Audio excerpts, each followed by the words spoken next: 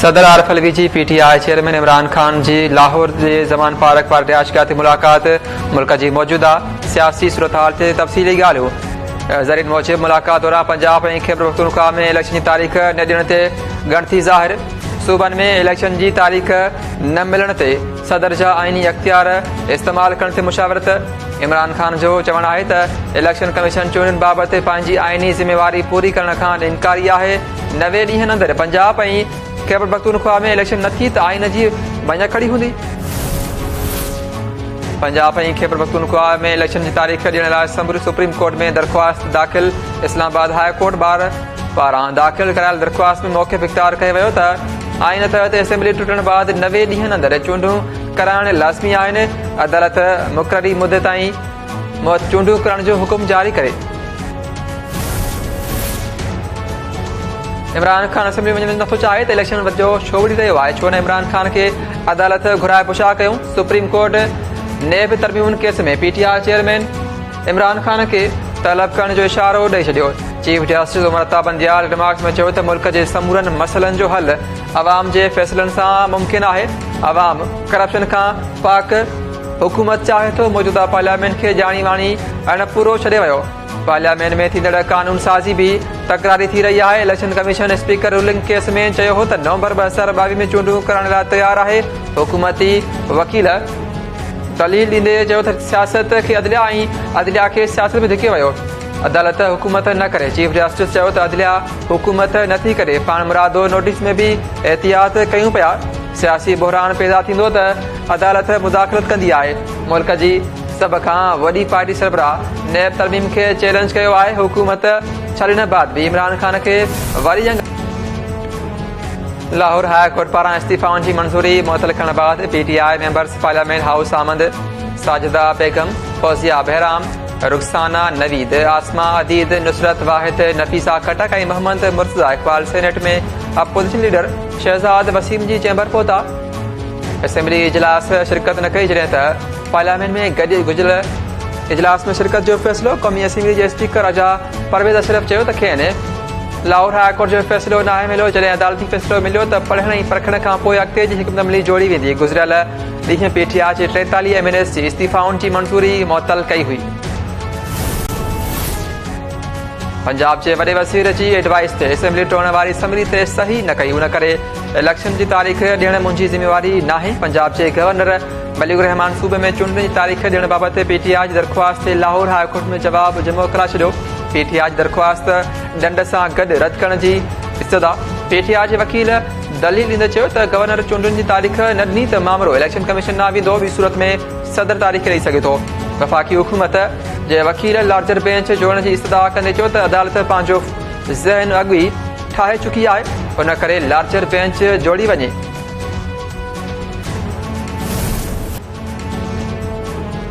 इस्लामी अदालत और मुस्लिम लीग के सरबराह शेख रशीद जी ज़मानत वारी दरख्वास्त रद्द करे छॾी। डिस्ट्रिक्ट एंड सेशन अदालत शेख रशीद जी दरख्वास्त ते महफ़ूज़ कयल फ़ैसिलो ॿुधायो।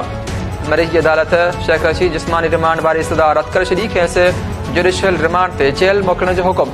शेख रशीद दावा कई आहे त पेट्रियाट जी नाले सां नई पार्टी ठाही खेसि सरबराही जो चयो वियो आहे। समूरी जमार जेल में गुज़ारींदुसि पर इमरान खान सां बेवफ़ाई न कंदुसि।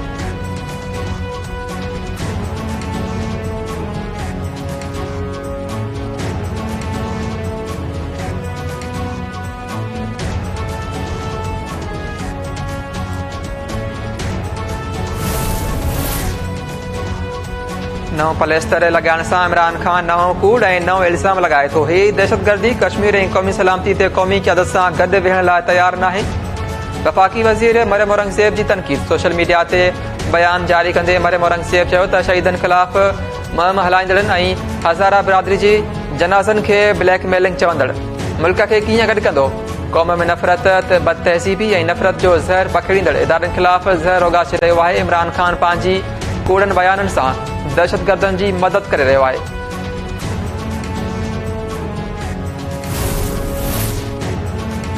परवेज़ खटक ईंदड़ इलेक्शन कंहिं ॿी पार्टी जी टिकट ते विढ़ंदो। खैबर पख्तूनख्वा जे गवर्नर गुलाम अली जी दावा। पेशावर में प्रेस कॉन्फ्रेंस। PTI जूं इस्तीफ़ाऊं मंज़ूर थियूं त बहाली हाई कोर्ट में हलिया विया। खेनि अपील कयां थो त मुल्की हालतुनि खे ॾिसी फ़ैसिलो कनि। इल्ज़ामनि जी सियासत ख़त्म करे ऑल पार्टीज़ कॉन्फ्रेंस में वञी पंहिंजो मौक़िफ़ पेश कनि। इलेक्शन कमीशन हालतुनि खे ॾिसी चूंडुनि बाबति फ़ैसिलो करे।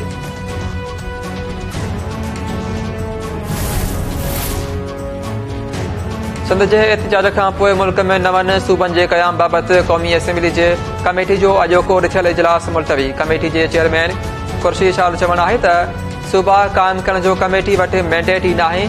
हज़ारा सूबे जो मामिलो हो पर उहो कंहिं ॿिए फोरम ते खणण लाइ चवंदासीं। इदारनि जी मुदाख़िलत जो सिलसिलो जारी रहियो त मुल्क जूं हालतूं कॾहिं बहितर न थींदियूं। नाणेवार वफ़ाक़ी वज़ीर इसहाक़ डार IMF जे सां मुआहिदो थियण लाइ पुरउमीद। इस्लामाबाद में मीडिया सां ॻाल्हाईंदे इसहाक़ डार चयो त IMF सां ॻाल्हियूं जारी आहिनि। वफ़द सां अॼु ॿीहर फाइनल राउंड थींदो। ॻाल्हियुनि बाबति सुठी ख़बर ॿुधाईंदासीं।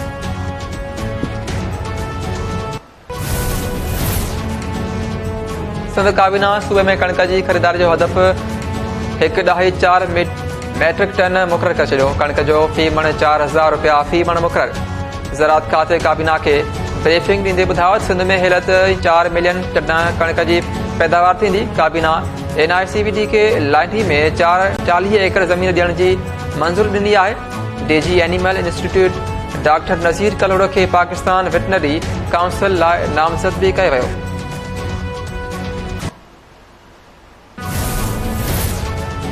PTI चेयरमैन इमरान ख़ान जी नाअहली वारी दरख़्वास्त ते ॿुधणी 1 मार्च ताईं मुलतवी। इस्लामाबाद हाई कोर्ट इमरान ख़ान जी वधीक दस्तावेज़ जमा कराइण वारी इस्तदा मंज़ूर करे वरिती।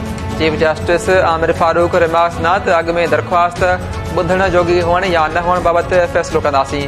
दरख़्वास्त ॿुधण जोगी निकिती त मेरिट ते दलील ॿुधा वेंदा।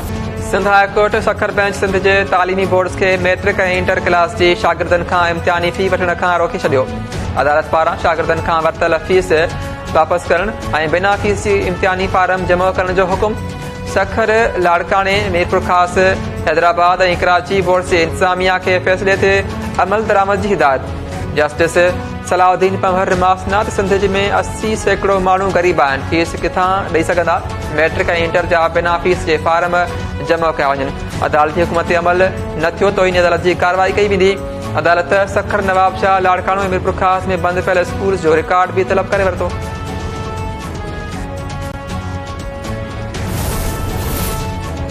कराची पुलिस पारां क्यामाड़ी में मुबैना ज़हरीली गैस सबबि पहुतलनि जी ख़बर कुशाई जो फ़ैसिलो।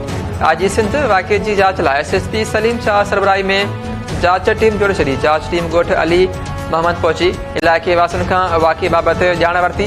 जांच टीम जो चवणु आहे त लाशनि जा जुज़ा हासिल करण लाइ मेडिकल बोर्ड जोड़ियो वेंदो। ज़िम्मेवारनि ख़िलाफ़ कार्रवाई कई वेंदी।